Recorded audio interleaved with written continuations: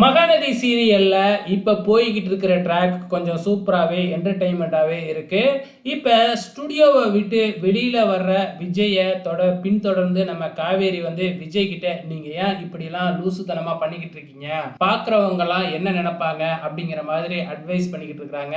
நான் என்ன செய்யறது காவேரி, நீ இல்லாம நான் போக மாட்டேன். உங்க அம்மாவை எப்படி சமாதானப்படுத்துறதுன்னு எனக்கு தெரியல. நானும் என்னென்னமோ பண்ணி பார்க்குறேன், உங்க அம்மா கோவம் தான் பட்டுக்கிட்டு இருக்கிறாங்க அப்படின்னு விஜய் சொல்லி பார்க்குறாங்க. காவேரி இருந்துக்கிட்டு அதுக்கு நான் ஒரு அட்வைஸ் கொடுக்குறேன், பேசாம வீட்டை காலி பண்ணிட்டு நைட்டோட நைட்டா கிளம்பிடுங்க அப்படின்னு சொல்லிட்டு கிளம்பிடுறாங்க. ஸோ இதுக்கப்புறம் நைட் டைமை காமிக்கிறாங்க. நம்ம காவேரி விஜயோட வீட்டுக்கு முன்னாடி, அதாவது விஜய் தங்கி இருக்கிற அந்த வீட்டுக்கு முன்னாடி வந்து ஜன்னலை ஓப்பன் பண்ணி பார்க்குறாங்க. வீடு இருட்டாக இருக்கு. இதை பார்த்துட்டு காவேரிக்கு ரொம்பவுமே கவலையாயிடுது. ஒருவேளை வீட்டை காலி பண்ணிட்டு போயிட்டாரோ அப்படின்னு கவலைப்பட ஆரம்பிக்கிறாங்க.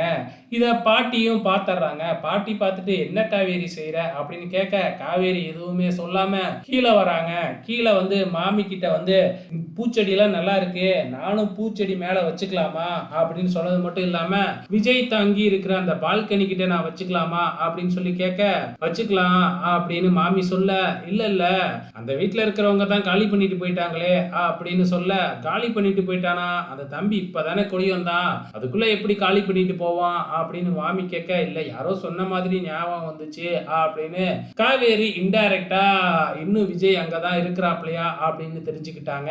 இந்த நேரம் பார்த்து விஜய் வர அங்கிருந்து காவேரி எஸ்கேப் ஆகி ஓடிட்டாங்க. ஆக மொத்தத்துல விஜய்க்கும் புரிஞ்சிடுச்சு காவேரி எதுக்காக இப்படி எல்லாம் பேசியிருக்கா அப்படிங்கிறது விஜய்க்கு நல்லாவே புரியுது. இது ஒரு பக்கம் போய்கிட்டு இருக்கிறப்ப மறுநாள் காலையில நம்ம பாட்டியம்மா வாக்கிங் போயிட்டு இருக்கிறாங்க. நம்ம விஜய் அதை பார்த்துறாரு. விஜய் வந்து சும்மா இருப்பாப்லா, பாட்டிக்கிட்ட அப்படியே பேசிக்கிட்டே வராங்க. அந்த நேரம் பார்த்து அந்த இடத்துக்கு நம்ம குமரன் வந்துடுறாப்புல. குமரன் வந்த உடனே பாட்டியம்மா குமரனோட பைக்ல ஏறி போயிடுறாங்க. இங்க கிச்சன்ல கங்கா சமைச்சுக்கிட்டு இருக்கிறாங்க. அந்த நேரம் பார்த்து நம்ம குமரன் போயிட்டு கங்காவுக்கு உதவுறேன் அப்படிங்கிற பேர்ல ரொமான்ஸ் பண்ணிக்கிட்டு இருக்கிறாப்புல. ஸோ அங்க வர்ற காவேரி இதை பார்த்துட்டு கற்பனையில விஜயும் தானும் சமைச்சுக்கிட்டு இருக்க மாதிரி அங்க கிச்சன்ல ரொமான்ஸ் பண்ற மாதிரியும் கனவு கண்டுகிட்டு இருக்கிறாங்க நம்ம காவேரி.